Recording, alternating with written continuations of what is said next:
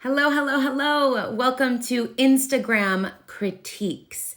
There is probably a better name for this new series that I'm thinking about starting here. Basically, what this is, so by the way, if you have an idea for a better name for this, let me know. But basically, what this is I've invited my audience to submit their Instagram accounts for a full Instagram critique, and they can choose to have me review either their visuals, their messaging, or content strategy, anything else that they feel that they are stuck on when it comes to Instagram. So today's submission comes from Debi. Thank you so much, Debi, for submitting your account. Debi's account is Debi_loves_designing. And I'm going to pull up a screenshot. This is Debi's account. So once again, Debi, thank you so much for submitting your account for review. This is the account that I will be reviewing today. And so this is how this is going to go down. I'll tell you, or I'll list the things that Debi wants to focus on and the things that she's struggling with when it comes to Instagram. And then I will give we'll do kind of like a fireside chat. Is that a thing? Like a quick, what I mean to say is like a quick thing where I'll give her feedback and tips that she can use to enhance her account. So I'm going to show you. So that's that's a screenshot of her current account. And then and so she's a jewelry maker. She's a jewelry designer. And so here's another screenshot of Debi's account so we can all get a visual for what we are looking at here. Instagram changed the way that they have this, huh? So this is interesting. But here you go. This is Debi's account. And so Debi mentioned to me that her biggest thing that she wants me to look at is her visuals. Are her visuals effective to grow her brand? So I'm going to go back to the main one so you can see the username, the main screenshot. Here we go.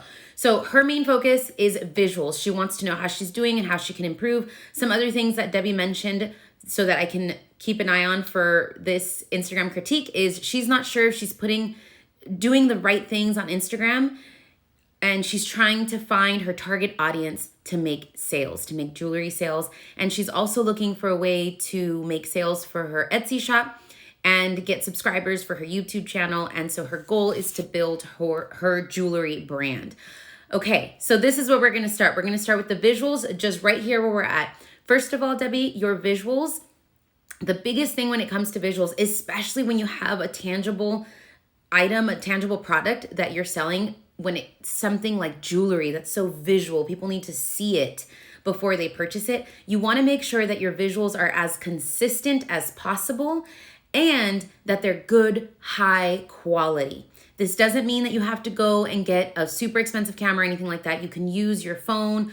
Phones have the most amazing cameras now. I rarely take out my professional camera because I'm always using my phone now, but that's going to be big for this. So for example, on this first screenshot of your profile here, there are a few squares that I do see jewelry, but there are no real close-ups of the jewelry that you make. Like if I'm somebody that has never, which I had never looked at your account, I didn't know that you did jewelry. If I'm one of your potential clients, I want to see what you make. I want it to be clear, and I want it to call out to me to want to, I'm not making any sense. I'm using a lot of words to say nothing at all. I want to be able to say, oh, what is that? Something that visually attracts my attention. So for example, in these pictures that you have here, the jewelry isn't so close up where somebody can say, I want to see more, or the quality of some of your photos could be a little sharper.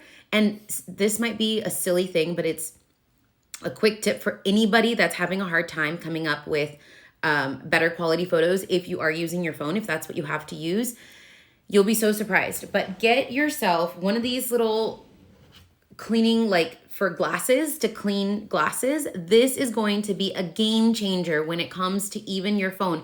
We put our phones in our pocket, in our purses, in our desks, on our couch, everywhere. And you would be so surprised what a difference it makes to clean off the lens of your phone with something like this or your shirt. It could be a game changer. That was a little tangent there, but for real, try it and let me know. So that's the big thing. And then if we go back to some of the other screenshots that I got of your account, Debi. So same here. you're a jewelry maker, jewelry designer, so this is what you're trying to highlight is your jewelry. So I want to see even more. I like that you have some quotes here in the mix, but one of my big tips to you would be to add even more pictures of your jewelry to really highlight each piece, close-up pictures, and you can even like style them different ways. And that leads me to the next thing when it comes to visuals. You can to use a consistent look and feel for how you style them. So for example, in this screenshot, you have some of them on a black background, which is great. But for example, the little, they look like flower earrings over on the left side. It kind of washes it away to have it on a black background. It works with the pink and white ones. But then you have some on a pink background, some on like little bowls. It's fine. Just make sure that it's all consistent. Okay, so if you look at some other jewelry companies on Instagram that are really, really highlighting their jewelry, the vibe, the look, it's all consistent from the colors to the styling to the props that they're using. So that's going to be really, really big for you. And like I said, the quality of the photo, consistency is big, but also the quality of the photo. And then the next thing that I want to mention when it comes to visuals, we're going to go back to the screenshot of your main account here, the main profile. Your bio, I want you to clean up your bio. Your name is fine, Handmade Jewelry by Debi. I think that's great. But you have 2 links here, one to YouTube and one to a place so people can link directly to Etsy. Those 2 links, nobody can click on them. You only get 1 link as of now on Instagram, and that's what you have down there, which is great. You have your Etsy shop linked there. So, but the other 2, you can't actually click on them. So I would remove that and list something or write something there on your bio of what type of jewelry you make and for who. That is going to help you so much more to connect with your clients and to highlight your jewelry than having an unclickable link. So with those things in mind that we focused on the visuals, this leads me to the other stuff that I wanted to share with you when it comes to growing your brand, growing your jewelry business using Instagram. One thing that you mentioned is that you want to use it to grow your YouTube audience and your YouTube account. This is a fantastic thing, but, and there's a big but here, I don't want it to distract viewers, to distract your audience from buying your jewelry. That's the main thing. You can use a social platform like Instagram to grow another platform. That's fine, but it cannot compete with your main goal, which is to make sales, right? You want to sell your jewelry. Now, if somebody happens to come across your account here and they buy your jewelry and they love it and they happen to say, I want to know more, and they find you, they look you up and they find you on YouTube and they see your tutorials and all that stuff, that's a different story. Now they're getting to know you more. They're trusting you even more. But you don't want that to distract them from the jewelry. So you mentioned that one of the biggest things that you want to do with your Instagram account is you want to grow your YouTube account. Like I said, great. That will happen eventually. But the main goal is to highlight your jewelry, to get people to know what you're doing, to highlight your product, and to get people to buy, to, at the very least, visit your Etsy shop and know right away as soon as they land on your profile what you're about, what kind of jewelry you make, or for who it's for. Like, what's your differentiating thing that you can highlight on your profile? Okay, so that's one thing that I wanted to mention. Focus on what you're actually trying to grow here, and that's your business, your brand and your business, not your YouTube channel or not even your Instagram account. It's your business. So that's one thing. The next thing is, you mentioned you're not sure if you're doing it right, and you're not sure who your target audience is. So that's why you don't know if you're doing it right. Totally makes sense. So obviously my next tip is going to be to improve your account is to get clear on who you do want to sell to. So you make handmade jewelry, but if I show some other screenshots of your account, like I'm assuming most jewelry designers, they all have like their angle, right? They all have their style. Do they use like environmentally friendly things? Is it is it inspired by nature? Is it inspired? Like there's something, there's an angle. So I want you to highlight that on your account, and that's going to help people understand who this is for, but you've got to get clear on it first. So do you use like crystals? Do you use stones? Do you use things that you find from vintage shops? Like there's so many different angles you can go. You've got to find the one that you like, for that you are most in love with, and then identify who is the person that would be most interested in this. It can really be that simple, at least to start. You don't have to get all deep into getting this huge ideal client profiles written out. No, just keep in mind, who are the people who have bought your jewelry in the past? Do they have anything in common, any traits or any interests that they share in common? Great. If they do, then that could be the start to who you're talking to. Now, when you identify who you're talking to, the next thing I want you to do is create content on your Instagram account that they want to see. So this is a big question for you, Debi, and for anybody else, whether you're watching live or the replay, that you're just kind of like, I don't know who I'm creating content for. Now, Debi, you post tutorials on how to make jewelry, like step-by-step how-to tutorials, which are great.